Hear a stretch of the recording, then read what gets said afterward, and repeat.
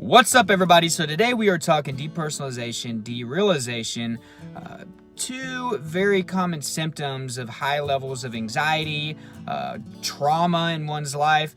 This is something that I dealt with my panic attacks. Happened with the very first panic attack I ever had. One of the first symptoms that arose. It was a very scary situation. It really made me believe that I was about to die. It was as if I was watching my body from above. You get that sense of being detached from reality. Everything becomes foggy, confusing.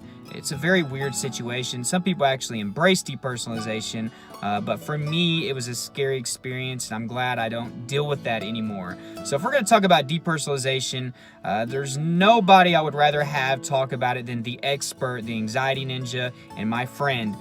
He's going to talk to you about this, guys. He is an expert, and he literally knows just about everything on depersonalization, derealization. So I'm going to hand it over to him. His channel will actually be in the description in the first pinned comment, so please subscribe to him. You're going to see more from him in the future on my channel. So go ahead and take it away, Anxiety Ninja. What's up, everybody, and thank you, Trey, so much for giving me this opportunity to talk to your audience about a very, very confusing and terrifying disorder called depersonalization and derealization disorder. So I'll just kind of start off telling my story. So this was about 2008. I had just graduated high school, and I had a few friends that invited me over for a party. You know, school's out forever, I guess. But anyways, so I go over to my friend's house, and we're playing Guitar Hero, and everything's all great, and then they bring out the weed. I had smoked marijuana like 2 or 3 times throughout high school, but I definitely hadn't built up a tolerance to it, and I was not used to how it felt, and I definitely had never been super high before. So I'm playing Guitar Hero,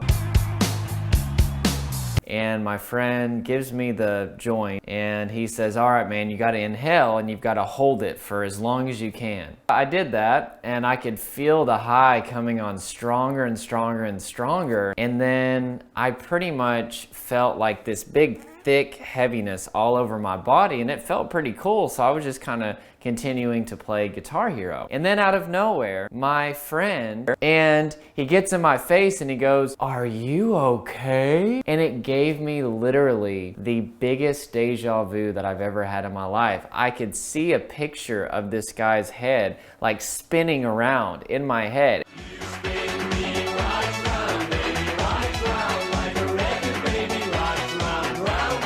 And it just totally flipped me out. So if you follow Trey's channel, I'm sure you've heard him talk about fight or flight response, a panic attack. Well, I went into a full-fledged panic attack. So I run out of the house. Then I ran out. I didn't grab no shoes or nothing, Jesus.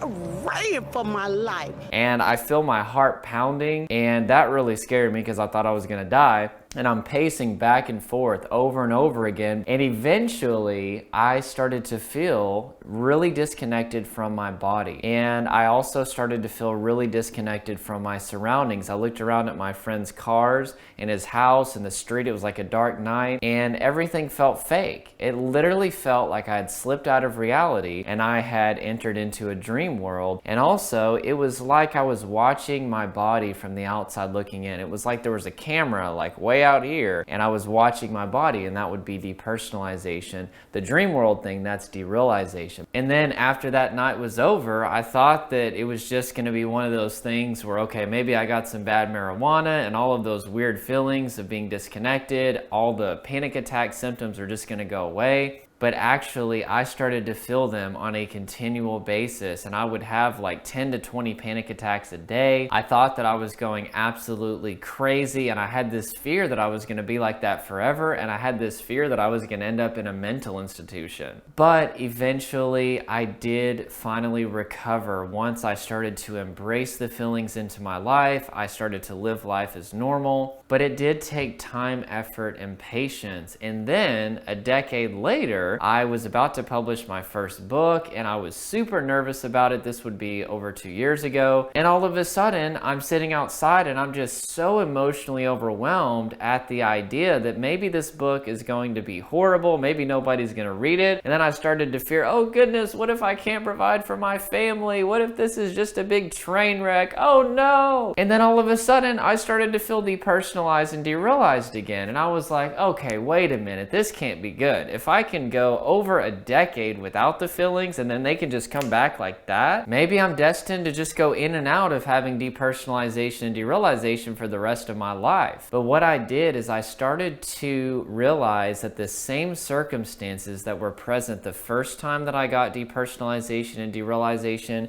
were the same circumstances that were present the second time that I got these feelings. What was that circumstance? I was emotionally overwhelmed. So what are depersonalization and derealization? They are trauma coping mechanisms. Trauma just simply means an emotionally disturbing experience, especially in the context of life or death. If you believe that you're going to die, or if your life is literally in jeopardy. We usually start out with our sympathetic nervous system producing stress or fight or flight symptoms, which is where we're either prepared to fight or run away from a threat. But if we get to a point where we're so emotionally overwhelmed that we don't feel like we have a fighting chance, that's where our parasympathetic nervous system is going to turn on depersonalization and derealization to help disconnect us from the situation. Another part of depersonalization and derealization is emotional numbing and numbing to pain. And the reason why these things happen is because our nervous system can't discern the difference between a legitimate threat and just a perceived threat, because we're emotionally overwhelmed because of like a book maybe not being successful, or a panic attack because we had a bad experience with marijuana, or stress because of college or high school, a relationship. There's just so many ways that we could be traumatized, which is when we feel emotionally disturbed. So thus these feelings kick on to help numb us and to help make us feel disconnected, because our nervous system believes that we're going to die. The truth is, these defense mechanisms developed during a time where people were always under threat of tigers and bears back in the cave people days. And these defense mechanisms made perfect sense to them because their lives were legitimately always in danger. But I don't know if you looked around. I mean, I'm chilling in my basement and I don't really see any tigers or bears around here.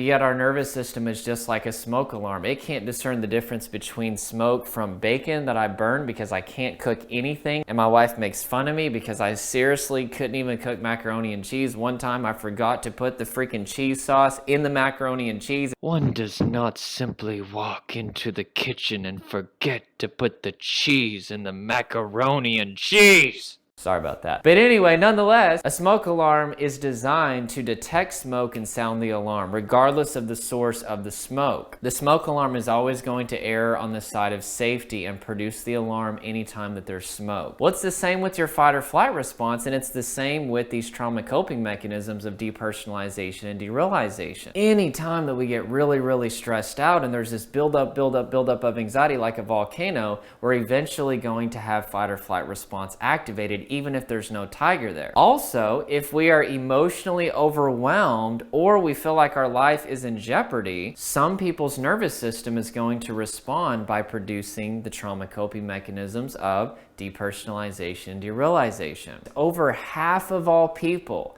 yes, half of all people, my friends. Oh gosh, you're seeing my face. Oh, that wasn't good. I gotta stand back. Half of all people will feel depersonalization and derealization at some point in their life during a traumatizing experience like a car accident, etc. Yet 2% of the population will go on to develop depersonalization and derealization disorder, which is where we feel disconnected from our body and where we feel disconnected from the material world on a continual basis. But what does that mean? That means that there are literally hundreds of thousands of people that are experiencing exactly what you are if you're experiencing DPDR disorder. That means that you're not alone, my friend, and you're not going crazy. These feelings are there to help you. They're not there to hurt you. But the key for recovery from any anxiety disorder is you have to find the root cause. You have to find what's causing you to be emotionally overwhelmed, or what's causing a buildup of stress if you're always feeling fight or flight response, always having panic attacks. And you also need to understand that these feelings, whether it be your fight or flight symptoms or or whether it be depersonalization and derealization, they are uncomfortable, but they're not dangerous. They are there to help you. The problem is we can experience these feelings independent of a tiger, independent of a life-threatening danger. So it confuses a lot of people, and they start to be afraid of these symptoms, and they try to fight them, they try to suppress them, they try to distract their mind and get away from them. But we must embrace them and allow them to manifest and continue to live life, because that's one of the best ways that we can signal to our nervous system that we are not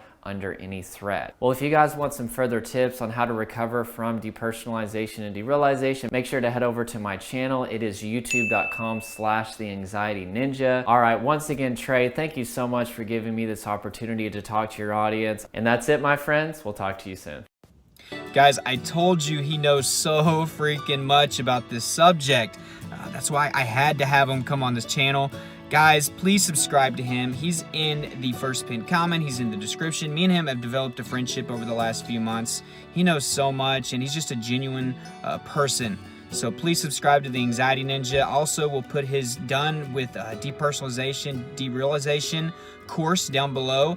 He has an amazing course over that, so check that out. Also, whenever you subscribe to his channel, you can go get his free ebook. So be sure to do that. All that information is down below in the description, so go check him out. Guys, thank you so much for watching, and I hope you have a great rest of your Friday. And the weekend is right here among us, so enjoy yourselves and be safe out there.